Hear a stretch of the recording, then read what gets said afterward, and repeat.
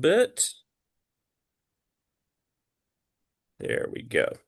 So tonight we're going to talk about park advocacy. And I wanted to just kind of set the stage a little bit, manage expectations before I pass things along. But in this conversation tonight, we will have a few speakers. First off, we'll have my colleague Vanessa Mio will be speaking with us tonight, and she's done a lot to prepare this presentation. So, Vanessa, we really appreciate you. Thanks for everything you've put together. Vanessa is the Senior Program Manager with the Friends of Park Network at Park Pride. We've also got Michael Halicki, President and CEO of Park Pride, with us, who most of you know. And from the Center for Civic Innovation, we've got Kyle Kessler joining us as well. And Vanessa, do you want to hop on for just a minute and introduce a couple of our special Friends members that are joining as well? Absolutely. We're joined by Ursula Kendall Johnson from Deerwood Park, as well as Rodney Mullins from Maddox Park, both of which are graduates from the Park Stewardship Academy at Park Pride that Eli leads. Fantastic. So we got a good group here tonight. We're going to talk about advocacy and city budget and those things from a couple of different angles. So when we're talking about advocacy, really, at its most basic definition, advocacy is just supporting a cause or an initiative or something that you're passionate about in hopes of having some positive change, right? So I think sometimes using specific terms can intimidate folks, can scare you off, maybe think that, this isn't the room you're supposed to be in. But I guarantee you, you're passionate probably about parks and green space if you're here today, but you're passionate about something and you have been an advocate in your life, whether you have really officially kind of thought about it in that context or used that word. So tonight we're really looking at parks advocacy. This is lining up with budgeting season. City of Atlanta budget is coming out soon, and that includes parks budget in addition to all the other different budgets as well. So uh, tonight we're going to talk a little bit about Park Pride's role, but we're going to really try to segue into a call to action and kind of working towards informing everyone on this call and empowering you and telling you ways that you can show up to help advocate for parks. So, on a system-wide level, Park Pride has been known for advocating for parks as long as we've been in existence, over 35 years. Um, Traditionally, though, we haven't really gotten into hyper local advocacy in parks. But what we are fairly good at doing, and what we're trying to dip our toes in a little more, is empowering advocates like yourself so you can stand up for your parks as a united group with your friends group, with your neighbors, and help advocate for the things that you want and need in your parks. That's a big part of what we talk about with the Park Stewardship Academy as well, which is why I'm excited to have two PSA grads with us here tonight. We cover topics like effectively engaging elected officials, grant writing, leadership, all sorts of different park related topics. But the end goal is to really empower this academy, this cohort of graduates, to be able to effectively advocate for their parks in the future. And most of them are already pretty effective advocates as they come into the program. So I wanted to put that plug in there because PSA applications do open this Friday, and they are open for the entire month of May. Program's free, 3-month program. We love to have applicants from Atlanta, DeKalb, and Brookhaven. So reach out to me for any questions, eli@parkpride.org.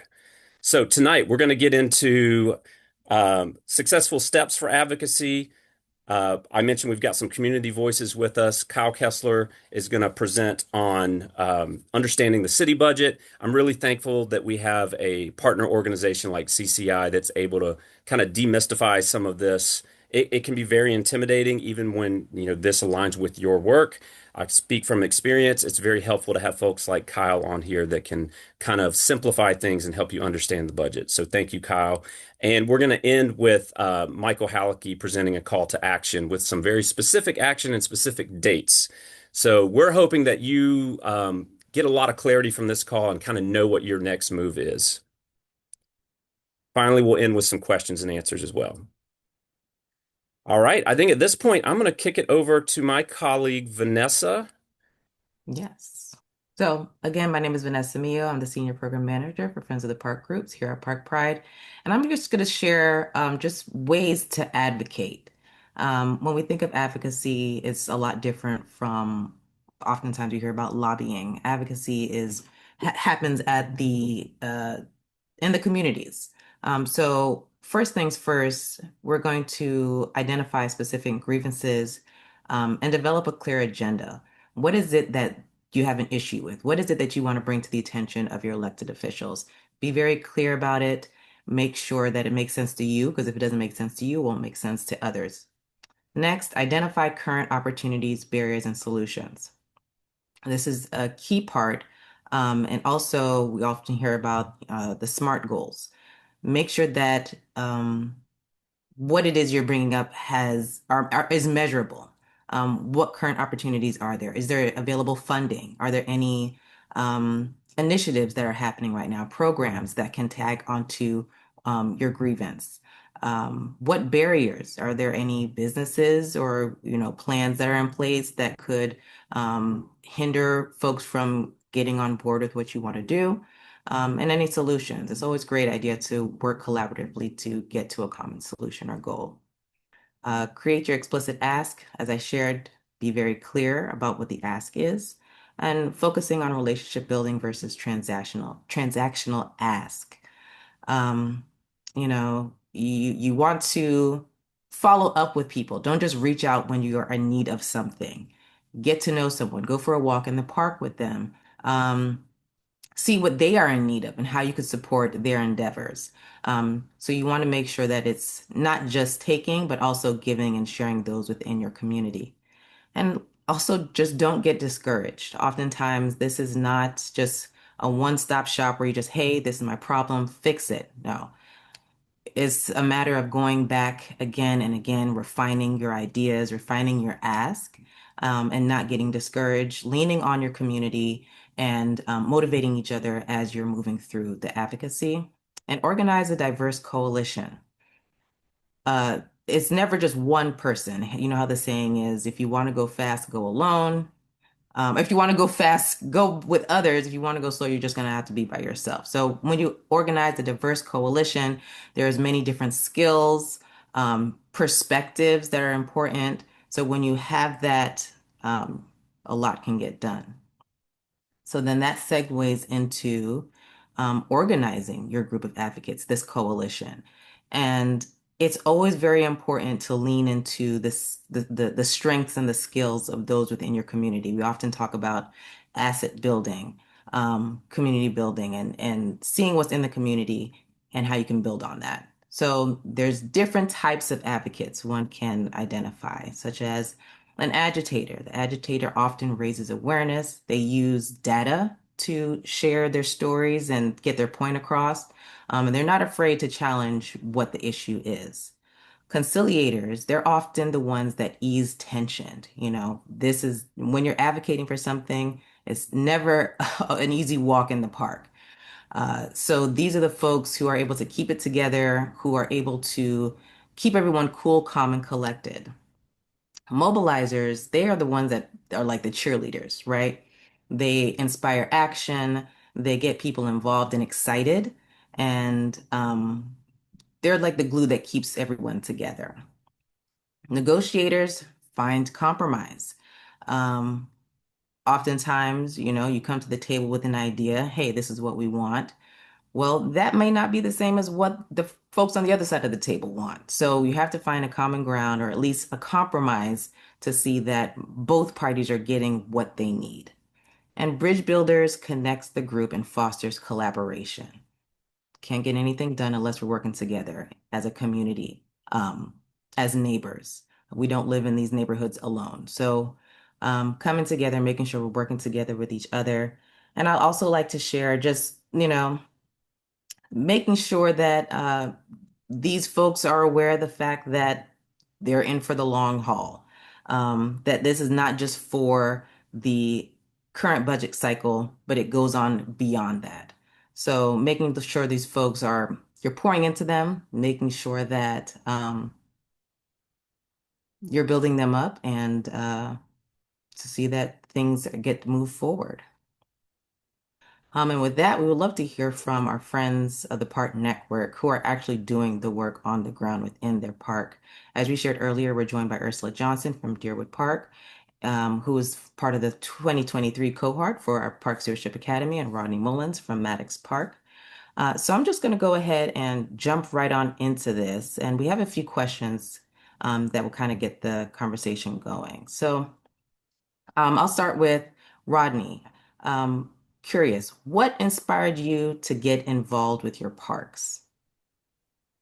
Thank you, Vanessa. What inspired me was um, one day, Vanessa, I was um, walking around Maddox Park. I was new to the park. I looked around and I saw this gigantic hole in the pool.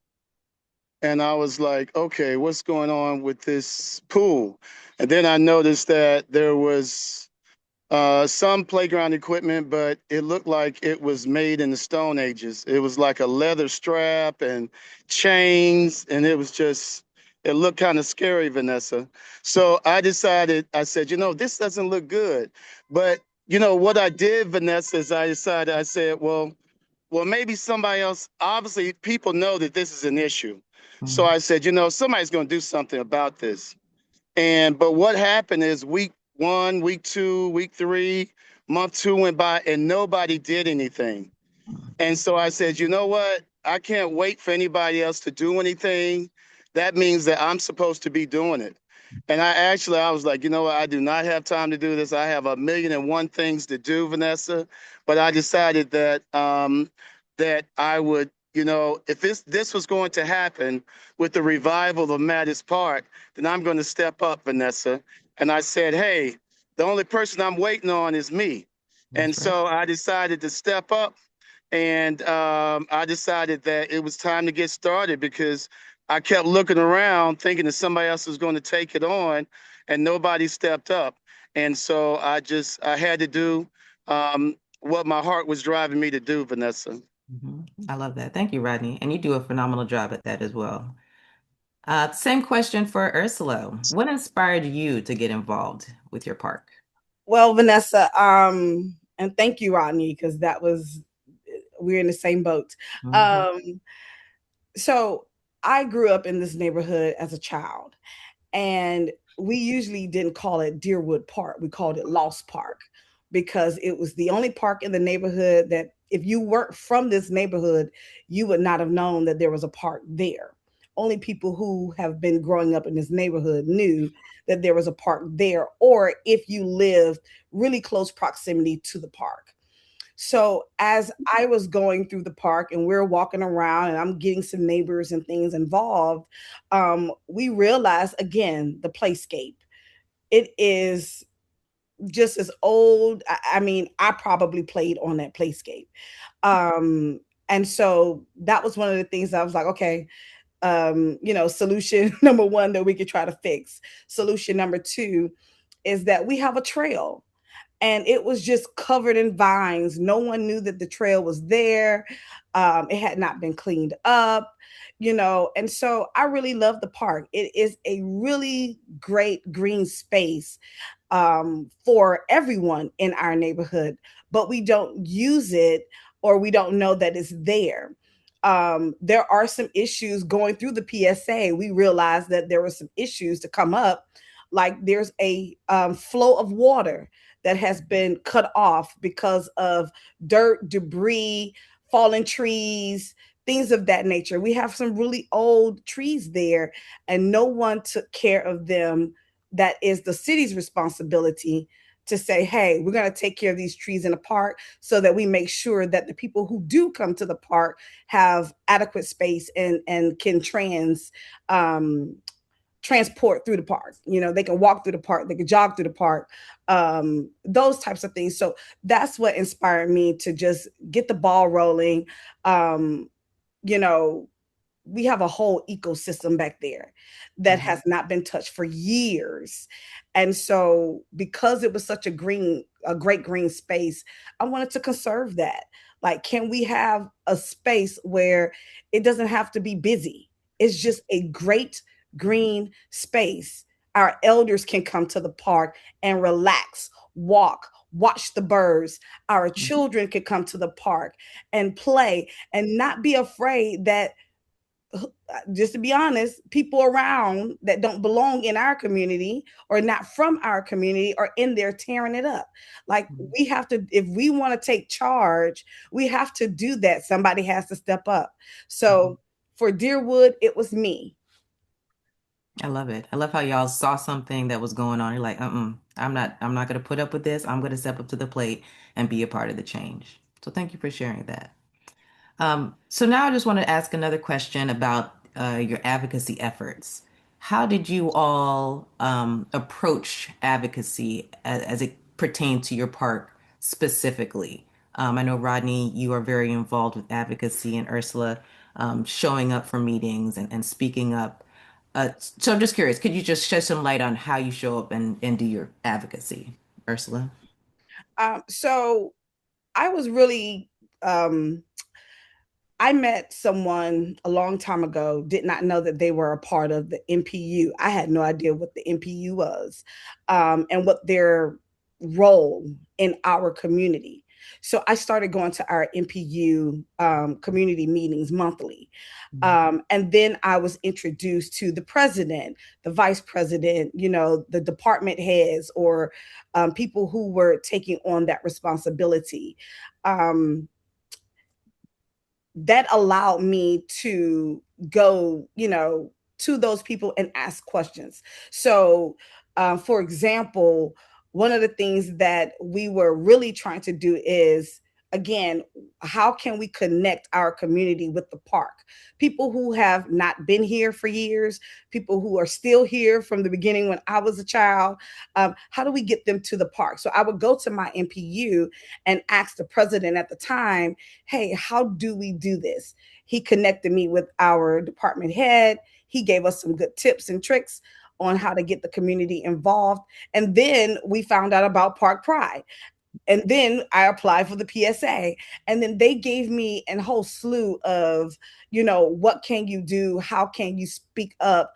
That led me to go into these meetings and have a clear voice where we are speaking on things that we need, that is supposed to be for our community, even when it comes down to writing grants and budgeting and figuring out how to get people to our park that say that they are for the park.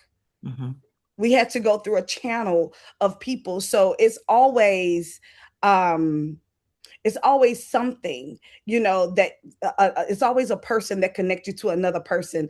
That's that whole relationship building. That's the route that I took, is let me find the people. Let me ask my questions. If they don't have an answer, let me go to the next. Right. Thank you. Yes, showing up and asking questions. Thank you, Ursula. And Rodney, what about you? How has advocacy looked for you, and how have you approached it?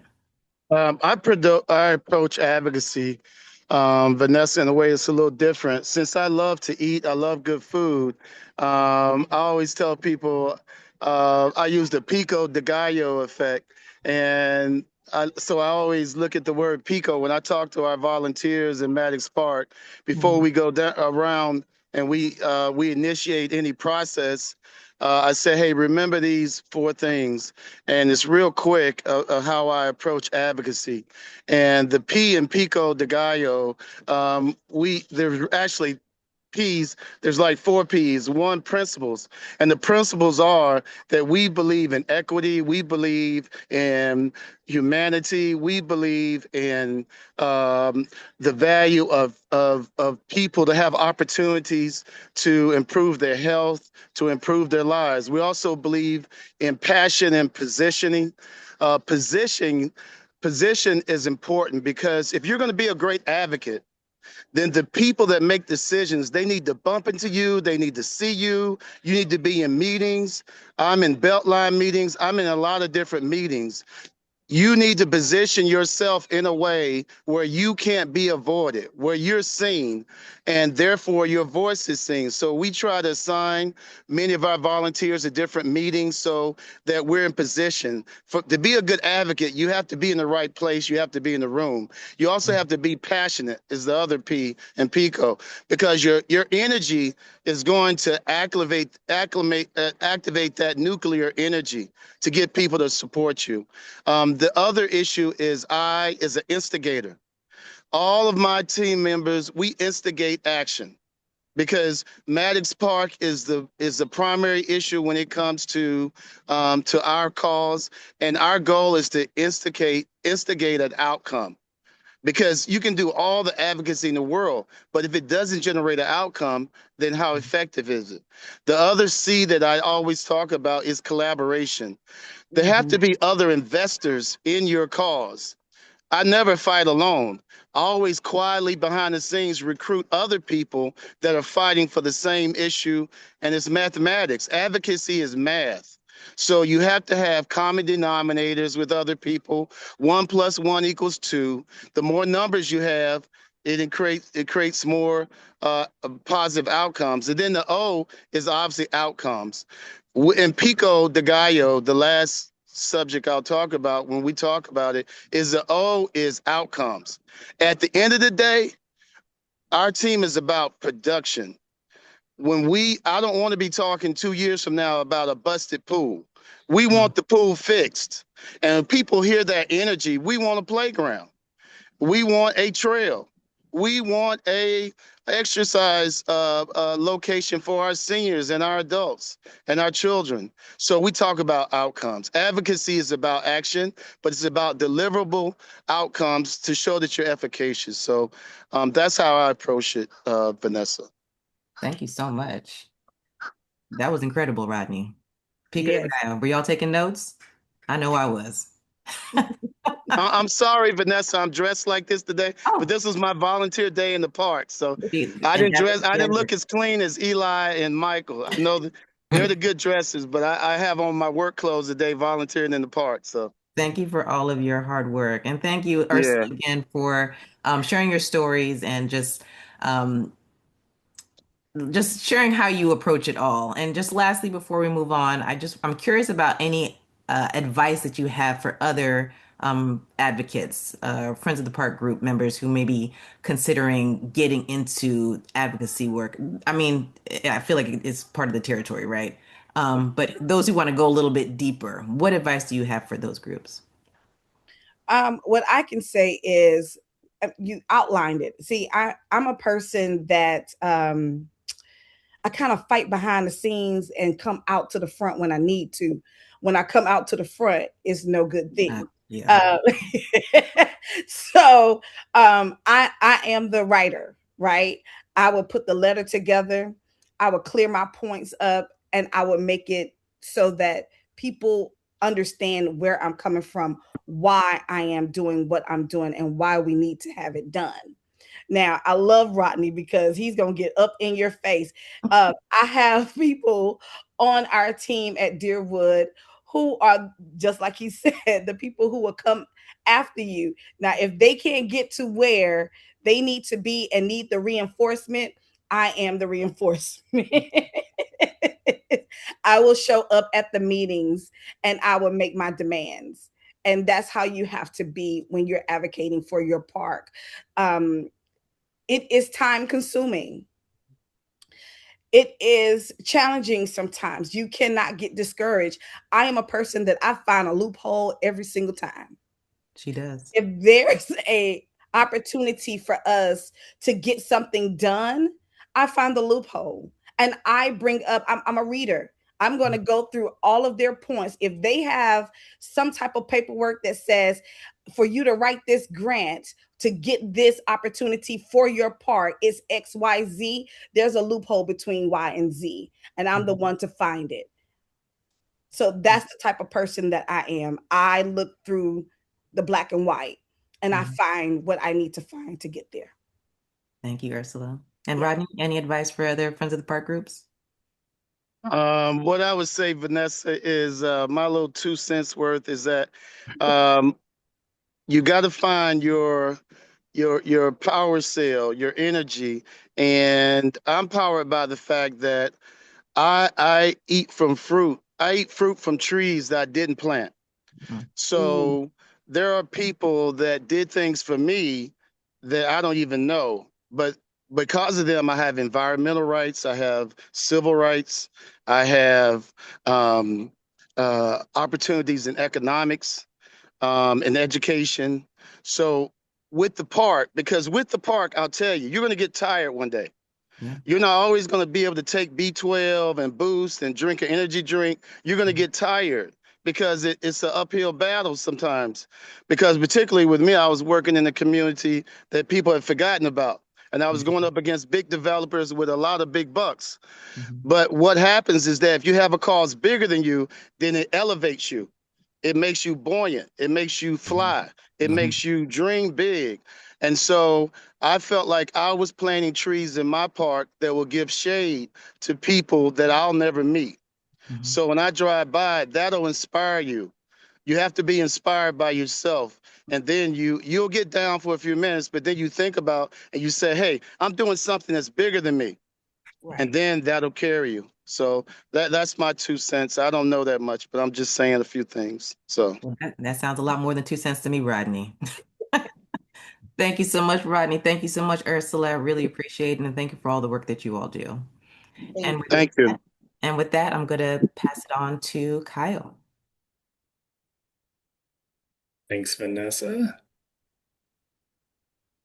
me get my screen shared.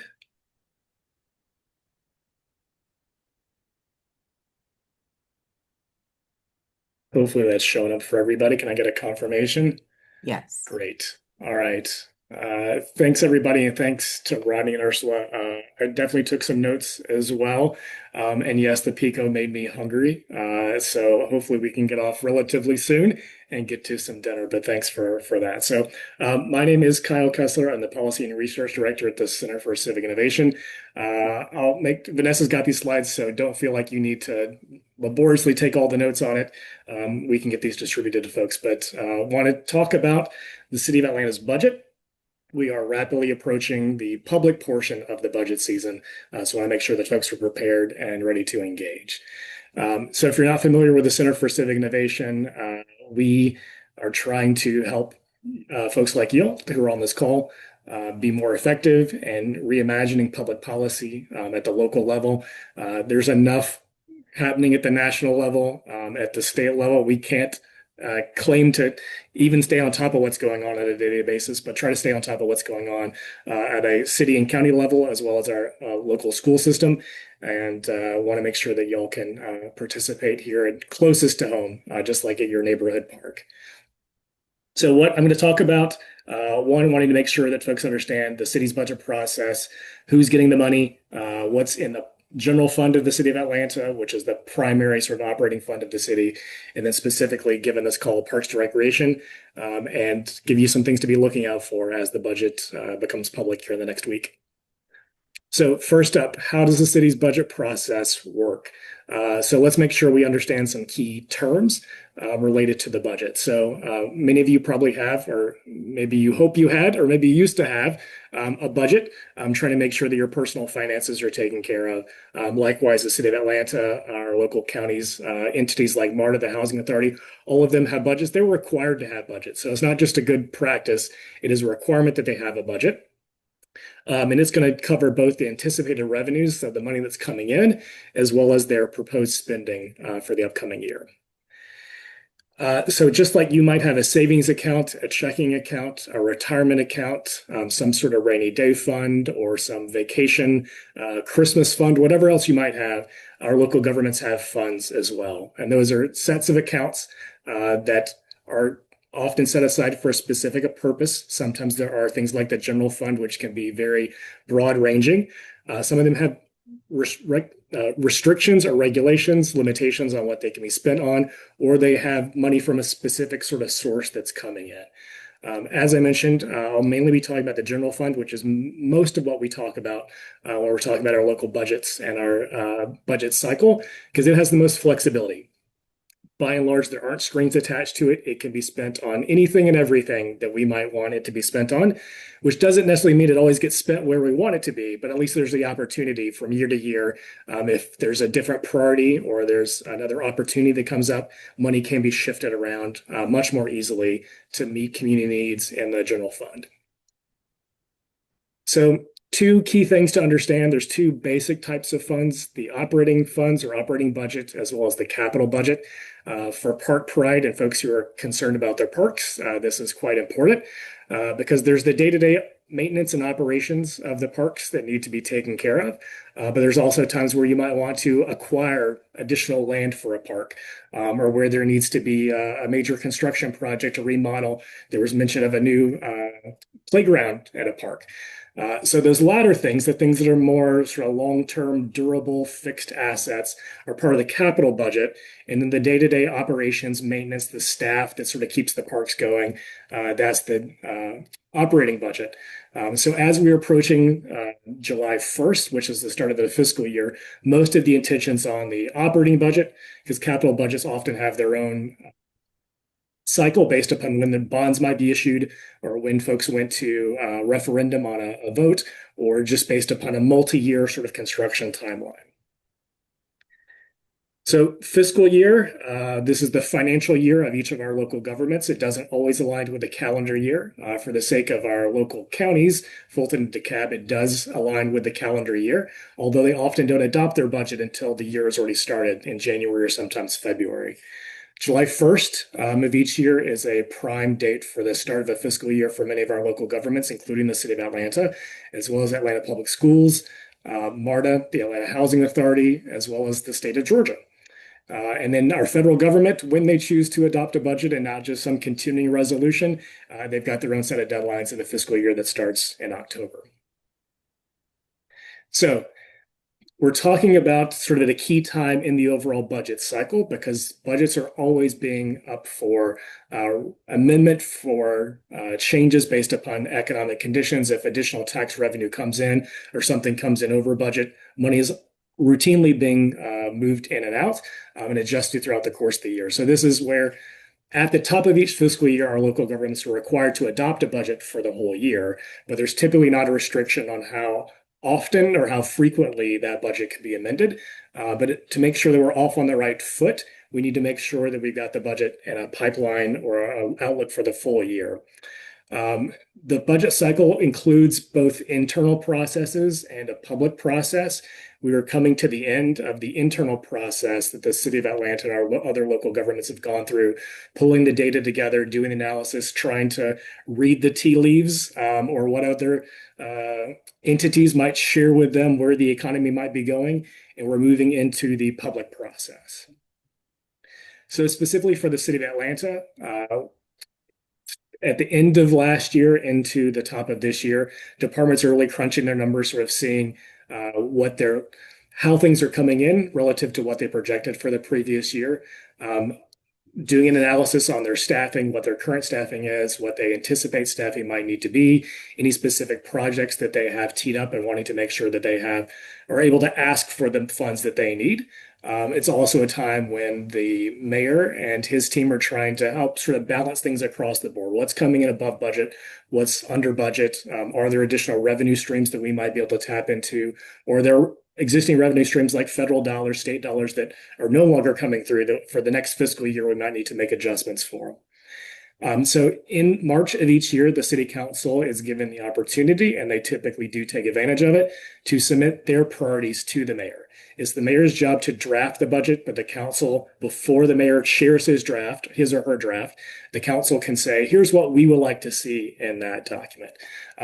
They did do that this year. I took a look. There was nothing hyper specific to parks, but there's always some general language about things that relate to sort of parks and the efforts of Park Pride and folks that are caring about their parks.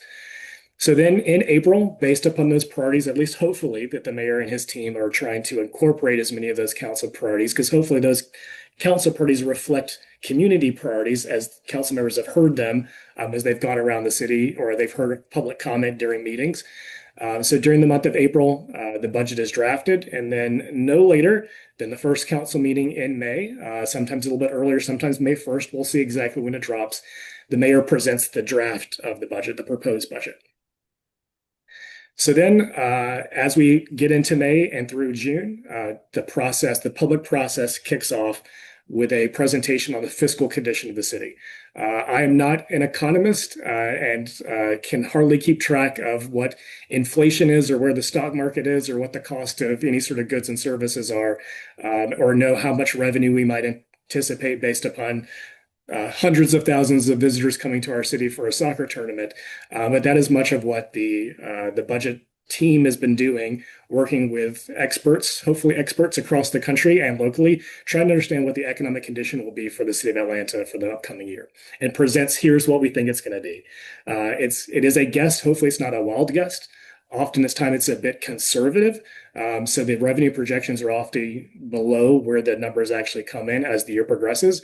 But you'd rather be in that condition where there's a little bit extra to be able to carry you through rather than you have over anticipated revenues and you're having to cut money as the year progresses. So after the fiscal condition of the city, each of our departments in the city is able to have a hearing or a briefing with the city council. Those meetings are open to the public. They're streamed on YouTube as well.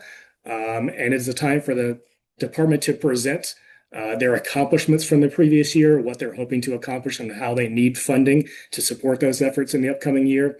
And council members can have a question and answer back and forth with them. Sometimes these meetings can go quite long, depending upon how much change there's being talked about in the budget or how interested in the nuance and the details council members might be.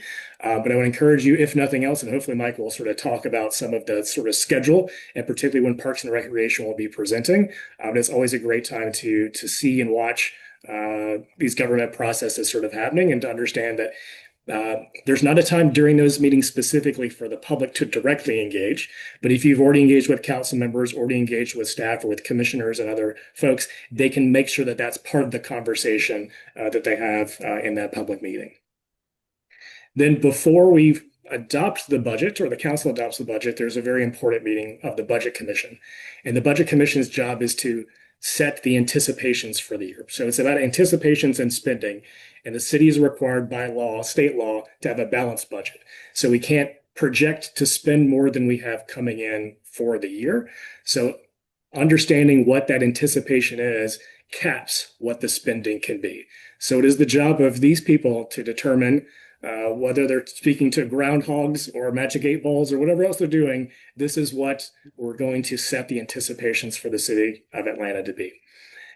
Then after that is set, typically that same day, the council then adopts the budget. There can be amendments. Sometimes the amendments sort of roll throughout the month of May and June. Sometimes they're all teed up and there's one contentious meeting potentially at the end where everyone's trying to get their various changes into the budget in. And then presuming it's adopted, presuming the mayor signs off on it, then by July 1st, the fiscal year starts. And it's the next fiscal cycle. And data starting to come in. You start to see where the revenue's coming in, how expenses are hitting targets, and then cycle through again year after year after year. So who gets money? Who gets our money? So here in the city of Atlanta, regarding property taxes, roughly half of the property tax you pay each year, whether you're paying it directly as a property owner or you're paying it via your rent to your landlord, roughly half goes to Atlanta Public Schools. Roughly a quarter goes to the city of Atlanta, and the other quarter goes to the county. Those rates adjust from year to year based upon each local jurisdiction setting their own millage rate, which is the value by which your assessed property value is then multiplied to arrive at the total property tax. So of particular note here, in the city of Atlanta, there is a specific millage rate now set at 1% for parks. And that equates to roughly 2.5% of the total property tax you would pay on your property. Now, this doesn't always take into consideration all the peculiarities about homestead exemptions and senior exemptions and all that stuff. This is a much more sort of generic across the board. In each of our jurisdictions, you might pay a little bit more based upon your status as a homeowner or as a property owner. But generally, this is the rule of thumb. We don't just pay property tax every time we're going and buying groceries or buying gas or anything else. We're all paying sales tax as well. So here's how those dollars or cents are split up. So for every dollar that you're paying on goods in the city of Atlanta, 4 cents is going to go to the state of Georgia.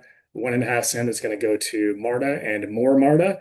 1 cent is going to go to hopefully offset your property tax as the local option sales tax. 1% is going to pay for water and sewer improvements. Another cent is going to the school system to pay for construction or renovation of buildings, and that is up for renewal again this November. And then we have a half cent, or roughly half a cent, of a local option sales tax on transportation, or T-SPLOST. So then, as I mentioned before about funds, different funds receive revenue from different places. And then, as I mentioned before, also can be constrained in how that money goes back out. So on your telephone bill, your cell phone bill, you'll see a charge for E911. So that those dollars directly go to pay for that service. We have the Parks Improvement Fund, which I mentioned as well, which we'll talk about a little bit more. And then we have three primary enterprise funds, which we're not going to get into too much detail, but I'll explain sort of what they are and why we're not getting into them, because the budgets are quite massive. It costs a lot of money to run the airport and to run our water and sewer system, as well as pick wash solid waste. But those things are self-balancing. So dollars that come in at the airport stay at the airport, sort of like Las Vegas. If it happens there, it stays there. Likewise, the fee that you pay for your solid waste pickup or for your water is supposed to be paying those fees directly. Those monies are not supposed to be shifting to pay for other goods and services. It's trying to just cover the cost of the provision of those services. And then there are some internal funds as well, where that money, where something like the Parks Department, the vehicles that they operate, that is going to Public Works to pay for maintenance and care of those vehicles. So there are some internal dollars flowing around between various city departments as well. So what is in the City of Atlanta's general fund? Well, based upon some information they've already posted, even though the full budget is not yet posted on the city's website, they have tipped their hat a little bit, and it looks like the general fund budget is going to be $995 million, which, based upon current population estimates from the Atlanta Regional Commission, equates to approximately $1,800 per resident of the city of Atlanta. So depending on whether you want to think about it, that's how much you're having to pay in, or that's how much goods and services, the cost of your occupancy or residency in the city of Atlanta, that's how much provision of services is going back to pay for the things that we're expecting to have make our lives, hopefully quality of life here in the city of Atlanta. So how's that broken out? So in the general fund, most of the revenue that's coming in is from taxes. This is a combination of property tax, sales tax. If there's a real estate transaction, there's other taxes that apply as well. Your motor vehicle, if you own one, that comes into the general sort of taxes. License and permits. So if you are adding on to your house, if you're applying for an alcohol license, if you're running a special event, all those things come in roughly at 15% of the overall revenue of the city. Charges for services. I think film and entertainment permits qualify under here, and other things where there's a direct provision of service for an event, let's say, and the police are providing additional sort of overtime work, then that would be coming out of charge for services.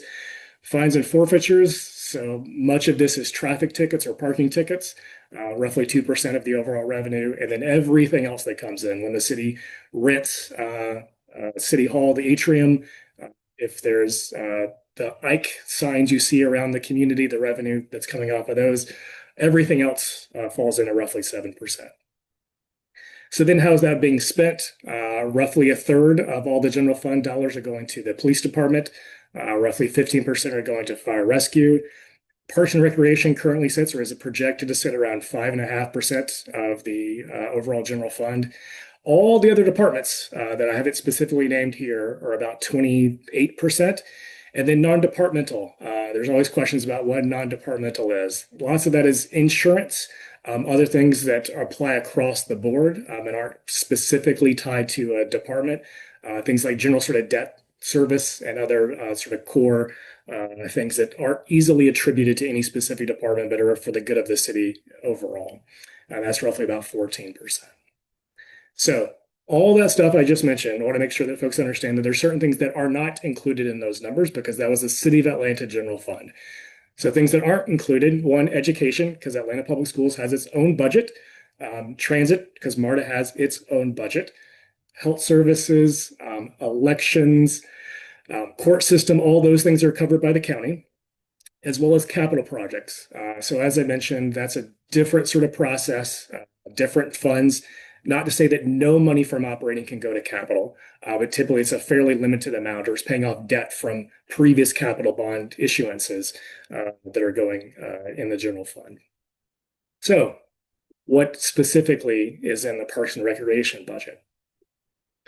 So if you open the 700-page PDF, which I highly encourage you to do, but hopefully you do not have to do, it gives an overview of the departments, probably a better overview than you would find on the city's website. So it sort of covers their mission, their vision, the different functions and operations of the department, as well as the offices under the department. So if you've always been curious about what the Office of Parks Design does, the budget document tells you that information. It also will go through a list of accomplishments and goals. So it'll say, we were hoping to accomplish 2,000 kids at summer camp. We actually had an enrollment of 2,500. Our goal next year is 3,000. That sort of information is included in the budget because it helps tell the story about where the money has been spent and why there might need to be a change in funding if they want to accomplish their goal for the next year. There's an organizational chart. Typically does not include people's names, but if you want to understand how the city has chosen to organize itself internally, it's a great place to look for that. It also has some performance metrics. Usually they're quite limited, but it can sometimes be helpful or instructive to understand how the city's choosing to measure its own performance and whether or not it is getting an A grade or is flunking as an F, sort of where it falls in line and hopefully can see improvement year over year. And then obviously, as the budget document, it includes the budget. And want to make sure that it's not just talking about the dollars and cents. It also includes personnel or the staff that are paid for as city employees. So here is just one snapshot of 2 pages of the budget from the Parks and Recreation document from last year. This document will get sent out to you, but this is also the one for the year that's sort of closing out. So as soon as the new one drops, try to make sure that you get that as well. But I'll now jump to hopefully a little bit more zoomed in where you can start to read some of the numbers as well as the categories. So as you can see here, relatively typical across departments of the city, the largest portion of the budget is going to pay for people, going to pay for staff, whether that's full-time staff, part-time staff, overtime, extra help. In the case of Parks and Recreation, extra help is oftentimes sort of summer employees to help pay for things like staff at the summer camps. So some departments maybe you're shifted to more full-time, fewer part-time, maybe very limited overtime or extra help. But for Parks and Recreation, there's a sizable extra help to make sure that when extra programs are running during a certain season of the year, that there's adequate staffing for it. It's not just paying for current employees and their current life, but also wanting to make sure that after folks retire, whether they have been with the city long enough to have a pension or they're on a defined benefit plan or defined contribution benefit plan, that they are being covered as well. And then miscellaneous other personnel costs for healthcare benefits, all those things are included as well. And then in addition to that, the budget includes the other expenses. So whether that's contracting out for additional staff or services from other vendors, the supplies that are there, and this is more routine supplies, not the larger sort of capital projects. You can see here that from last year, there's a very small capital outlay. There is a sort of minimum threshold dollar amount that the city has before it reaches a full capital expense. So this is presumably one piece of equipment that maybe has some durability to it that they needed to purchase that was actually captured here. Interfund and interdepartmental charges, I think for Parks and Recreation, much of that is for security, where there are funds that are paying for police officers or other sort of folks to be able to support parks in their operations. And then other financing, oftentimes that is for electricity, other sort of utilities that are needed at parks, or to pay debt service on previous expenditures from previous years. So overall for FY26 total budget, anticipated budget, adopted budget of $57 million. So I want to show you now how that's tracked over time, which you can see here, both the adopted budget, so what is adopted leading up to July of each year, and then the actual. So after all the bills are paid, how much expense actually occurred during the year. Oftentimes, these are addressed throughout the course of the year that, hey, there's another grant that we're receiving, so additional revenue, we're going to expend that. Sometimes there are unanticipated costs that come up as well. But since the budget has to balance, there needs to be some reconciliation through the year. But wanting to make sure that folks understand what's adopted isn't necessarily set in stone. There's the ability to adjust and shift as needs or costs change through the course of the year. So what you can see here is that the projected, so what the expense, the budget for last year or this current year was, as well as what the proposed budget for 2027 is. And it is down from what was adopted last year, but the proposed for 2027 is actually basically exactly what the actual expenditures have been for 2026, at least as projected. So I'll get to sort of some stuff to look out for in the budget as the full document sort of drops. All we have right now is the very, very sort of high line. I do not yet know, none of us know exactly sort of, is it more full-time staff? Is it extra help? Is the insurance cost rising? None of that details out until the budget drops. But as currently projected, anticipating a flat budget from actual 2026 to adopted or proposed for 2027. So even this is showing like, yay, parks are getting more money over the course of time. The cost of the city's budget overall is also growing over time as well to address inflation and just rising cost in general. So this is a look at the percentage of the Parks and Recreation budget relative to the overall general fund of the city of Atlanta. And again, based upon what is projected, and unfortunately, I didn't have time to get it in because it was just presented at the Finance Executive Committee meeting earlier today. But the projected total percentage of the general fund budget for Parks and Recreation this year is right at 5.5%. And what is proposed, or what will be proposed with the budget when it drops, is also 5.5%. So you can see that that is down from what it has been in recent years. But there has been some variation, but roughly, around the 6% range of the total general fund. So I mentioned before the Parks Improvement Fund. I want to make sure that I bring that back up again because it is not in the general fund. So all of that is the operating funds, the day-to-day sort of maintenance operations staff to keep our parks and recreation centers functioning.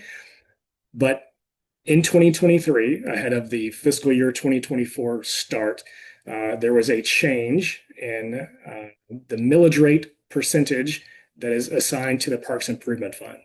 So up until that time, it was half a mil. So 50 cents for every $1,000 of assessed property value. And then since 2024, it has been a full mil. So doubling the total amount.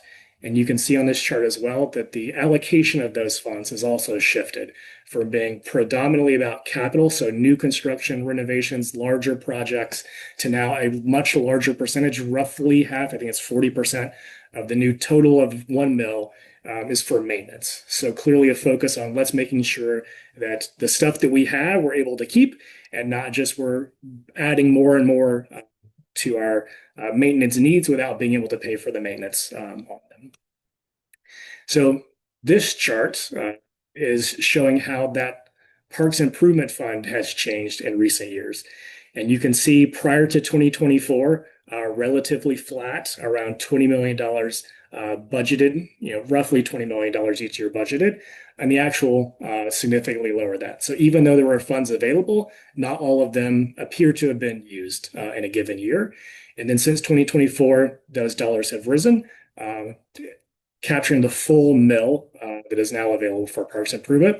But at least based upon the numbers that exist and the fiscal year 2025 numbers, I don't have for the Parks Improvement Fund yet. In 2026, we're just closing out. But that seems to indicate that, yes, more is being spent than when it was half a mil, but we're still not able to spend the full mill yet. And these funds will remain dedicated to parks, so it's not like they are flowing out to other departments, but there seems to be money that is still sitting in bank accounts that is not flowing out to our parks across the city to pay for either capital projects or the operating expenses on them. So, what to watch out for as the budget comes around. So, first, what's over and under budget. So each department has its own sort of accounting, and we do the budget in the city of Atlanta based upon departments. So the Parks Department, the Fire Department, City Planning, all of those things have their own budget. Some of them are going to come in high, some are going to come in low. For what I've seen so far, it looks like the city overall is going to be a little bit over budget, but there are some departments that are much more over budget and some that are coming in under budget. And Parks appears to be coming in under budget again, which seems to be the trend as the city did last year, that rather than basing the coming year's budget on the previous year's adopted budget, they seem to be heading towards what were the actual expenditures for the previous year and trying to match those. So it can look a little bit off that someone's getting a lot more money or getting less, but it's more actual to proposed versus proposed to proposed year after year after year after year. Another thing to be paying attention to is what is happening in the world as well as what's happening locally. So if folks are concerned about macroeconomic conditions or even micro sort of within the state of Georgia or the Atlanta region, those things we'll start to hear in the fiscal condition of the city. So there'll be academic sort of reports as well as sort of gut checks from the folks who are doing this on a daily basis, understanding how hotel motel tax is coming in versus alcohol versus conventions that are coming to town, what the cost of construction is, all of those things they take into consideration to figure out sort of what those things are. Plus, we have some new state laws that will be coming into effect that will impact the city. If you remember, a couple of years ago, we had a statewide vote on a floating homestead exemption that allowed local jurisdictions, such as school boards and our cities and counties, to choose to opt out. This past legislative session, there was a new law that said floating homestead is going to be not opt-out possible. So depending on whether or not the governor signs that and makes that law, or maybe he vetoes it, we will see. But those sort of things will impact particularly the revenue projections for the city, as well as our grants flowing or our government entities changing their priorities on funding. Then there's this thing happening in 45-ish days where lots of folks are anticipated to come to the city. And how much of that will be additional revenue versus how much expense are we going to incur to make sure that those folks are here, as well as keeping the city running while all that other stuff is going on. So anticipate that being a big piece of the conversation, particularly because the budget will be adopted during that process as well. Another thing to be taking attention to is positions and vacancies. So each February, there's a sort of snapshot in time as to what positions exist and whether or not there are people in those positions. So we'll get a good or better understanding as to where the city needs to hire some more people because they've got work that needs to be done versus where there's some vacancies that maybe we can get by without filling all the positions. And then if you've been paying attention as of late, a big conversation with the mayor and his team have been the Neighborhood Reinvestment Initiative, as well as possible extension of the TAD. So anticipate that being a big topic as well. So just a couple more things I want to make sure that y'all are aware of, and this relates to some of what was said before. Rodney was mentioning his rights. We all have rights, but most folks probably don't understand that the city of Atlanta, specifically in our charter, which is like our Constitution, there's a Bill of Rights, which is the very first section of that document. And in it is a right to environmental protection. So I think lots of things that park advocates are advocating for aligns quite squarely with this. So as you're making your budget request or advocating for specific things, don't feel like this is just a want, because it's identified as a need and as a right by the city of Atlanta. And this has been the case since the 1970s. So this isn't something new. This has been around a while. I've got the other headlines here. I didn't have space on the slide to put them all in, but want to make sure that folks also understand you've got these other rights as well. But the last right in the city charter is environmental protection. I appreciate Ursula mentioned before about the NPUs, the neighborhood planning units. Even though this might not always be practiced, I want to make sure that folks understand that the city code says that is the policy of the city to coordinate budget recommendations with NPUs, and the NPUs can or may review items for inclusion in the budget, as well as make recommendations to the city related budget items. So when you're having your conversations, when you're going to your NPU meeting, I'm presuming that you do, going to your neighbor association meeting, your park advocacy group meeting, your friends group, make sure that the budget is a piece of the conversation. If you need budget information, request it. If the city won't give it to you, feel free to reach out to me. Not that they'll necessarily give it to me, but I'd love to sort of document and understand sort of where information is flowing. And if we've already got something, love to sort of pass along and share it with you. But help the Department of City Planning prioritize what's in their budget, where the first dollars are going, and where, if we're heading into an economic downturn or maybe the money's not going to come in, where we feel that there might be some savings. But overall, we'll see. We'll see what the budget is. The current projection is roughly about 2% total increase in the budget, the general fund budget from last year, this coming year. But some departments are going to see proposed cuts, and some are probably going to see a little bit of a uptick. But overall, there's going to be costs that have to be absorbed with health insurance, those sorts of things that are relatively unavoidable given sort of broader economic circumstances. So I'll leave it there. If you're interested, go check out atlbudget.org. It is the website that CCI maintains to try to make it more accessible than the 700-page PDF that gets dropped by the city. We try to keep it updated with links to the videos of the various meetings, the calendar of activities that happen, as well as some graphics that can more visually sort of show you where the money is going. But there is a budget hearing coming up. I know that Michael will share more information on it, but I appreciate the conversation, and I will now try to pay attention to what's been going on in the Q&A and try to provide some answers there as well.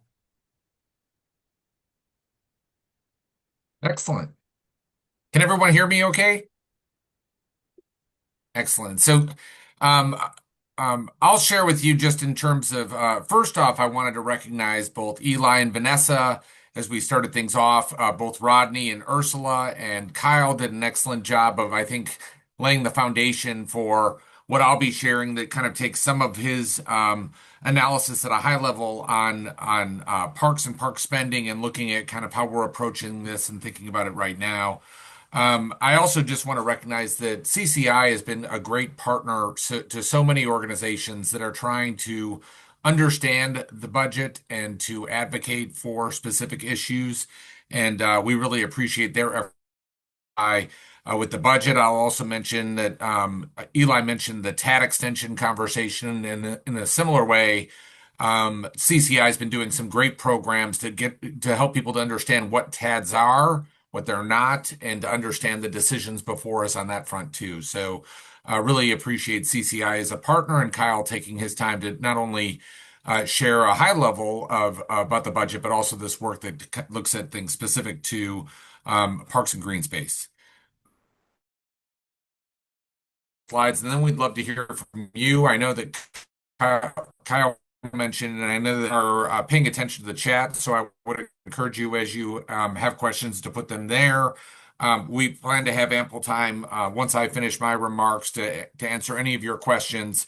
Before that, I'd like to get you fired up over kind of what we're doing this year with the budget season and ways that you can get involved. So to start off with, and I think this is an important part for any efforts with advocacy, is to make sure that you're recognizing why you're advocating for parks. Why are parks important to you, and why might they be important to others?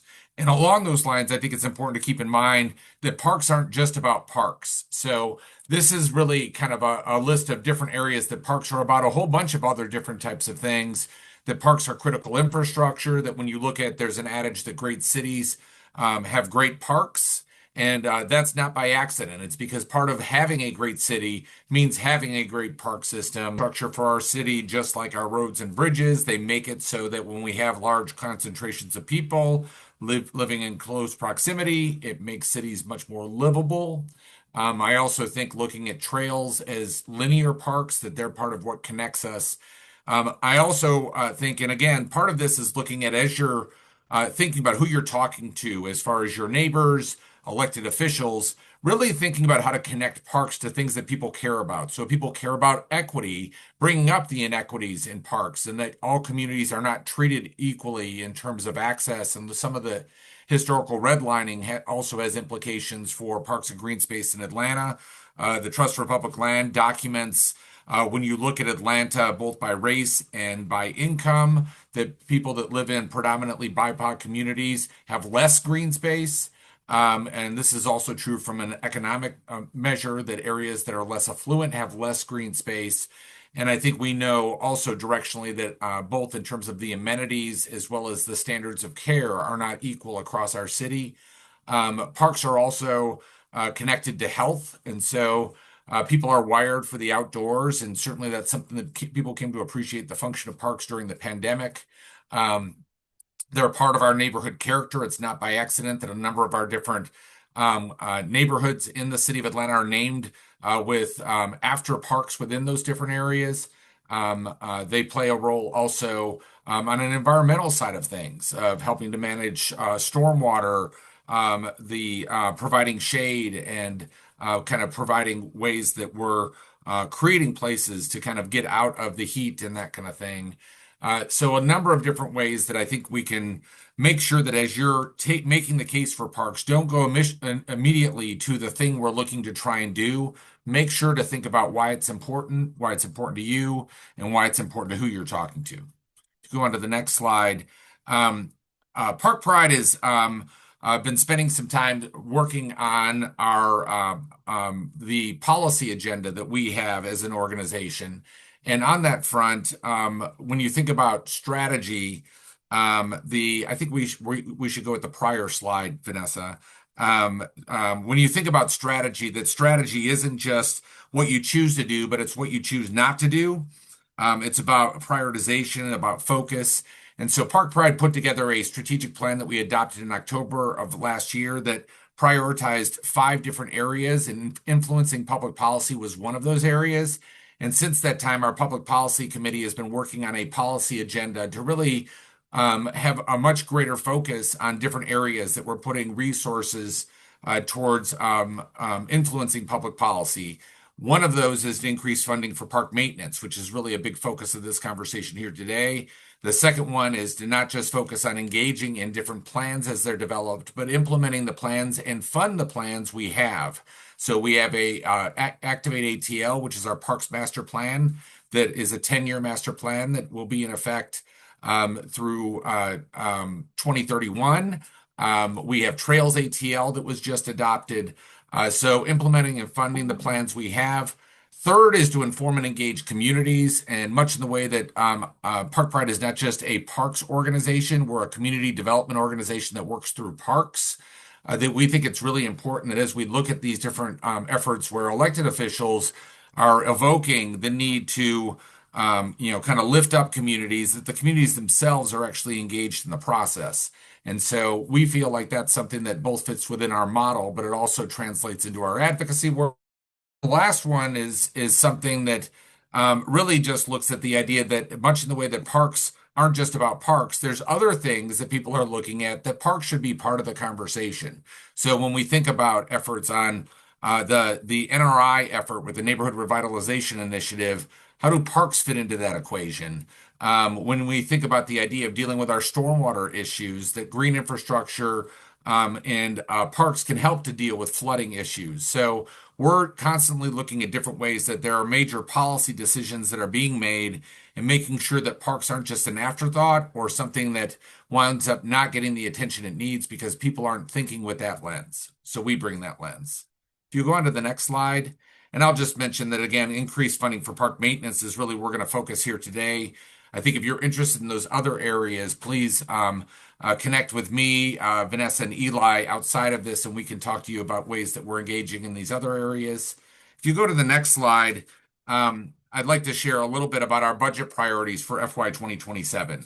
And so, and this kind of follows some of the things that Kyle was describing. I'll share with you, generally speaking, parks have fared pretty well under this administration. That when Mayor Dickens took office, our park score was We were ranked 49th, and right now we're ranked 21st. So we have moved up significantly. And during that time, there have been some major park improvements that have happened. And with things like the Park Improvement Fund, we've seen increases in funding for maintenance. Um, when we think about making maintenance a priority, the main challenge that I'm looking at is this current budget cycle, we're looking at a 5% decrease across all budgets, which was the general direction that was given to the different department heads. So we're really facing an inflection point that really started last year, and it's continuing where we're facing more of a scarcity mindset than an abundance mindset. So this effort of continuing to invest in parks was something that was easier to do as things were kind of in a growth mode. But when you look at efforts where economic times get more difficult and there's tensions, parks is one of the first places to be cut. And again, we don't want to lose the momentum that we've had. So we're really looking at ways that we're pushing through. And I think we need to be more vocal and present, particularly this year where I've really been trying to choreograph to folks to be on notice to expect the green shirts this year because we really feel like despite some contraction within the department, we really see a need to increase the funding specific to park maintenance. The second issue that I wanted to point out is a push for transparency. So I've been at Park Pride 12 going on 13 years, and I'll be completely candid to share that the spending specific to maintenance is somewhat of a black box. And when we think about the questions that we have this budget cycle, the questions are relatively simple, and yet they don't have direct answers. So, what was the level of funding for park maintenance when Mayor Dickens took office? What is it today? And what level are we aiming to achieve by the end of the mayor's second term? And as we approach the 10-year mark for the parks for Activate ATL. And when you look at the budget documents in that 2 pages that Kyle shared with you, you won't see that things like personnel and things like that translate specifically to how maintenance is being prioritized or it's not. So that really leads to the idea of setting a citywide goal, which is something we're really focusing on right now. And the answers we get on this question are that it's really complex. When you look at the staffing questions for maintenance, you look at the equipment that's required in order to keep the city in a state of good repair. You look at the capital maintenance backlog. It's all very complicated. But I'll give you an example in another issue that suggests to me that it might not be an issue of just complexity. When Mayor Dickens took office, he put out a goal of 20,000 units of affordable housing as a goal by the end of by the time that he left office. He reported at the State of the City that just happened recently that they'd reached 13,000 units and that they were on track to meet that goal. And I think that affordable housing, again, is much more complex than that single metric. But I think in a public conversation that has created at least one key indicator for people to look at. And I think that there are ways that also has unlocked a significant commitment of philanthropic resources and political will to work towards that. I think we've seen similar efforts on the Beltline with affordable housing and the targets that were set, and looking at a level of transparency in how we're either meeting or not meeting those goals. My sense is that we need to have a similar approach to park maintenance. And I think that there are ways that if we make that a priority in terms of telling that story and engaging in that effort, then we will get to a better point of looking at where we're at and where we're trying to get to. And I think also in the lack of transparency makes it so that some of the gains we have might not be as great as we thought, or there might be ways that there is funding there, but there are nuances and such where things get confused, which really brings me to my last point that again, keep new funding sources from outside sources as additive. So when the Park Improvement Fund was increased and there was a doubling of the dollars from $16 million to $32 million, with 80% of that increase going towards maintenance, the thing that was shared by advocates and was echoed in the passage of that was that these dollars were meant to be additive. They should supplement but not supplant the existing funding with the city. So we're really looking to make sure that we have that level of transparency. And for that matter, the idea of looking at outside sources from the general fund, I think, is a very good thing. But it also makes the calculus a little bit more complicated because up until that point, all of the maintenance dollars were coming from the general fund. So we really, again, need that transparency. And we want to make sure that the win that we had in 2023 remains a win as we move forward. If you go on to the next slide. So when you think about how you can help, I would really encourage you, and this is in some ways identifying some of the things that we've heard from both Vanessa, from Rodney and Ursula, that I think it's important to make it personal, to tell the story about your park that you love, what's missing, how maintenance impacts your daily life. And this isn't just to tell the negative story, to tell about the fact that it's a treasure and it's the place of the neighborhood is also something that I think again connects to things that not just your fellow residents, but also your elected officials might resonate with. The second one is show, don't just tell. And I do find that we've done this in years past of taking photos, sharing them with folks, and connecting the conversation to inadequate maintenance where you're seeing it of broken infrastructure that needs to be repaired. That a picture can speak 1,000 words. And as you're sharing those different types of examples, I think that those can help to inform the policy process. While you're doing that, I would encourage you to open up a ticket on Park 311 or on the city's 311 or Parks customer service, and we can help you to connect in those areas to make sure that we're logging these areas that need attention and that we're also managing things within the process, but we're also using that as leverage to get the funding we need. Next is to lift up your neighbors, talk to and share what they do or don't do to use their park. If there's a sense that there are issues with maintenance or invasives that make it so the park's uninviting, sharing the examples of both who's using the park and getting folks mobilized, but also recognize those places where people might not be using the park because of these different issues that really tarnish the sense of the value of that park because it's not getting taken care of. And then connect those stories to action. So when you think about different examples of ways that we're trying to kind of make a difference. I think the tangible kinds of ideas are important. Vanessa had mentioned earlier the importance of SMART goals. And so when you think about some of the different things that are going on in your park and things that need attention, I think the idea of looking at the different examples of what needs attention and also to celebrate those types of successes when they happen. So if you go to the next slide, I'll share with you a little bit about at least my short list of how to engage. And I'll share that I'm going to be showing up at Monday's City Council meeting and sharing the fact that I am making my priority this budget season to get to a better level of understanding on park maintenance. And I'm planning on showing up in all kinds of different ways and providing updates at the City Council meetings on my learnings along the way. So I would really encourage folks to show up and to join me in different areas. And as Kyle mentioned, there are ways that you can join through YouTube and actually hear what's going on and stay informed. And if that's something that with your schedule and that kind of thing, that's the best you can do, that's great. But I also will share showing up at City Hall wearing green shirts has an impact that it's outsized to the actual number of people that show up.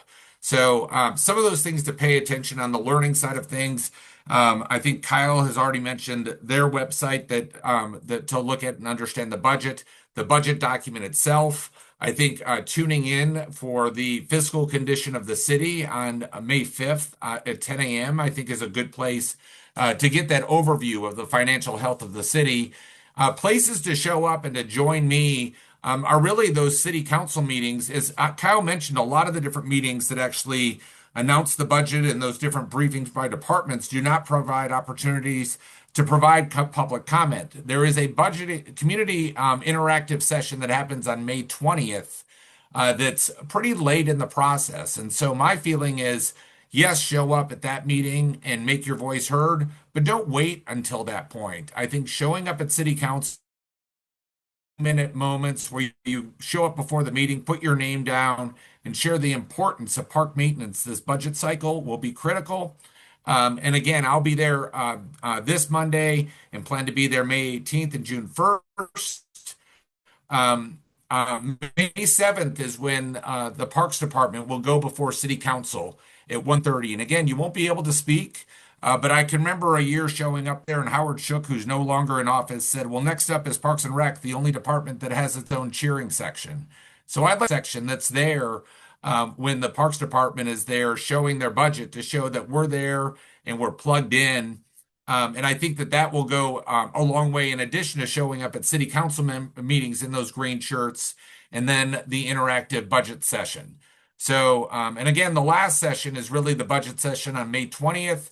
I think that that's an important place to show up, where it is kind of the public hearing, where the public get a chance to speak. The last thing that I'll mention, and this is on the slide, but it's kind of in the area on city council, the June 1st meeting is where it's expected that the budget will be adopted. And I think it's important not just to show up at the hearing, but showing up at that meeting to share kind of your sense of whether or not your voice has been heard, and to recognize that part of the effort to make sure that we elevate maintenance is not a victory that will happen in 1 year alone. So showing up at that point, I think, is critically important. When I look at major votes that have happened, even those that haven't gone the way that some of the advocates showed up, they showed up. And I think that's an important thing to do, to make sure that you're registering your discontent when things don't happen and to celebrate those successes. So make sure to don your green shirts, show up with me at city council meetings, plug into the budget season this year, and definitely show up at the community budgeting session on May 20th. So with that, I'll just, I think that's the end of kind of my remarks. I think we're wanting to move into the Q&A, and I think Eli's going to lead us on that front.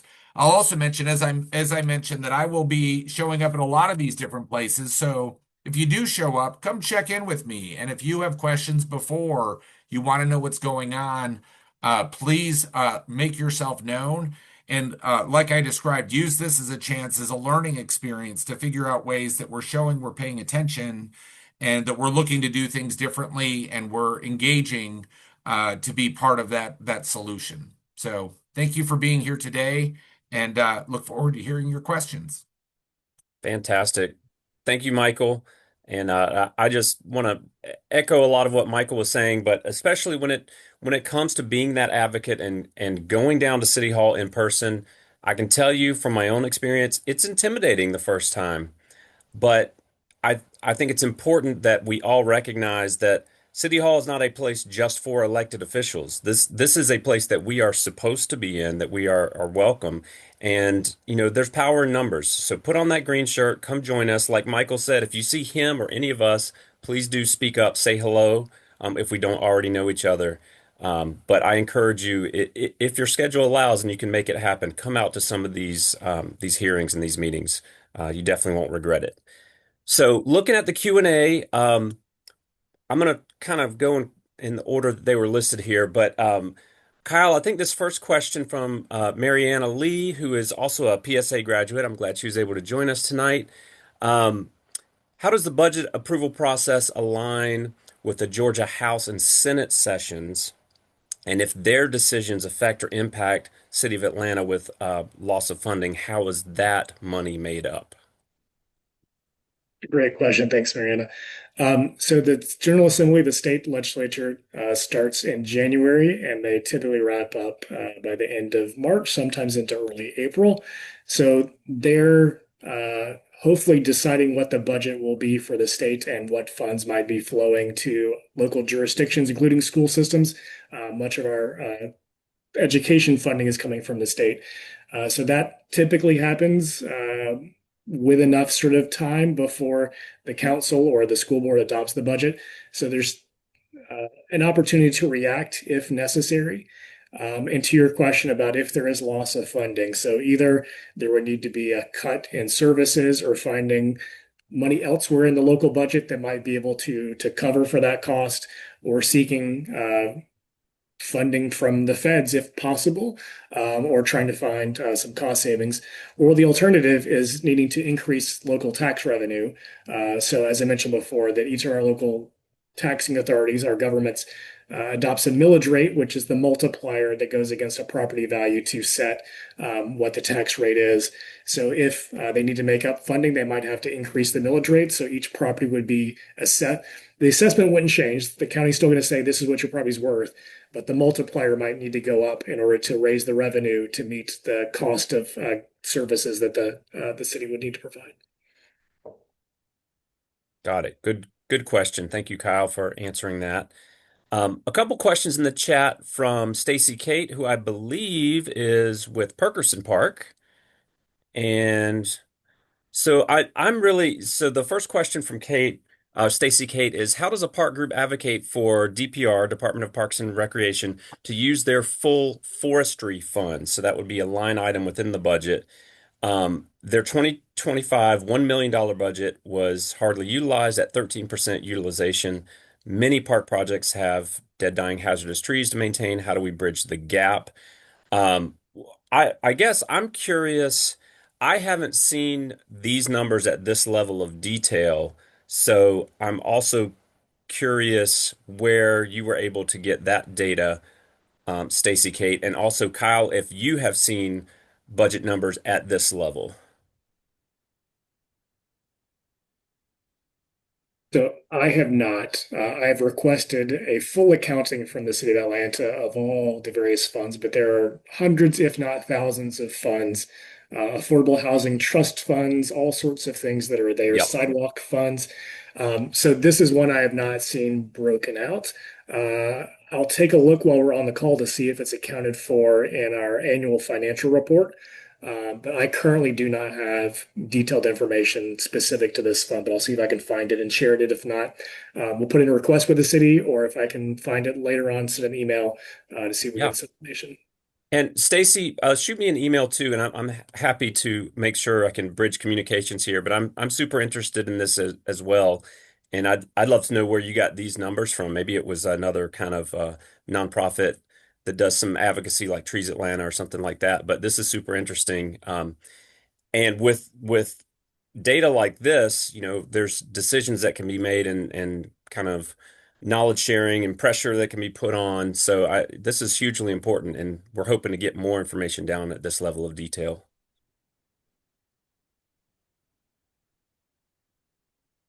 All right. So I see also Stacy had a couple other questions. One about the tree trust funds, guidance on how to advocate for tree trust funds to be used for park projects. I mean, Michael, I've got some thoughts, but I think this you might be better to answer this one. I do know that the city has kind of what they've called the green team, and the conservation fund does a lot of the acquisition efforts, helping to support the city. So I know that with some of those different efforts, both reaching out to DPR, connecting with Roberta Moore with Conservation Fund would be one place to start.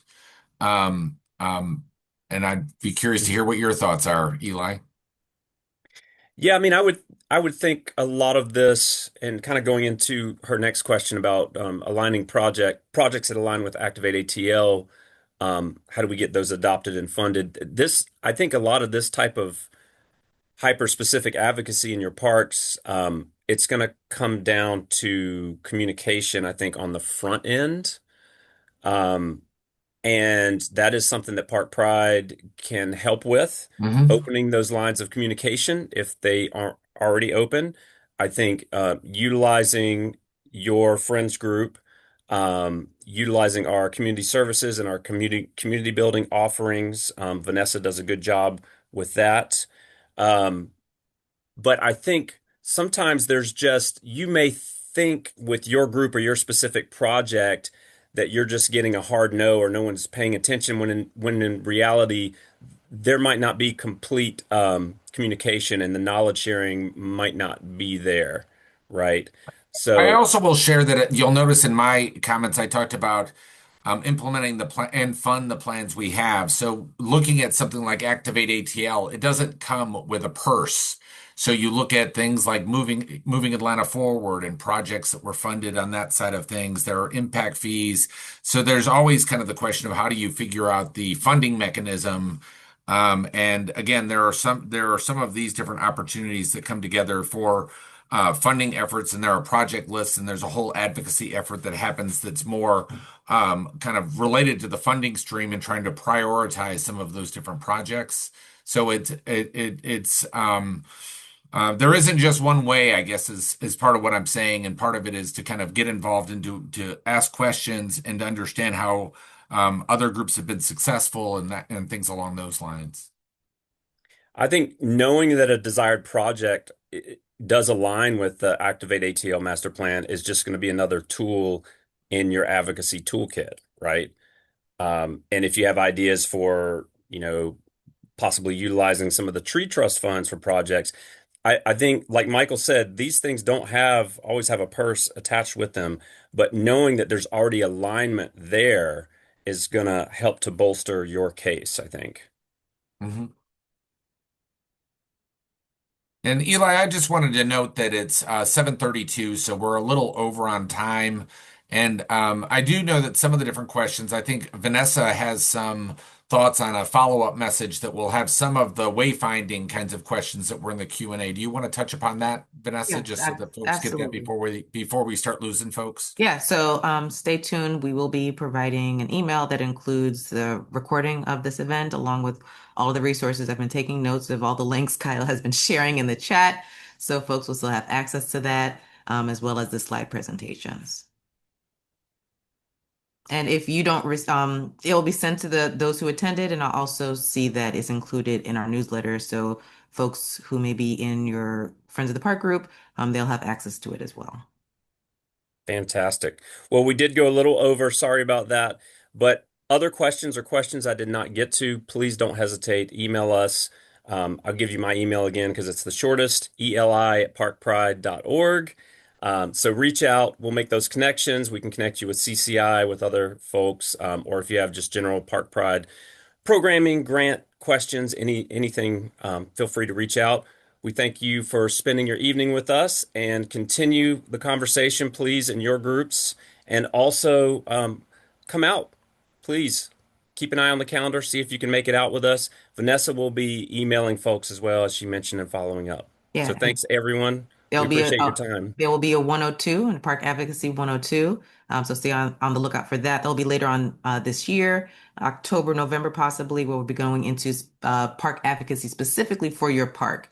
So this one was really system wide. The next one will be for your park specifically. So stay on the lookout for that. All right. Thanks, y'all. See you at City Hall. Take care. Thanks, everyone.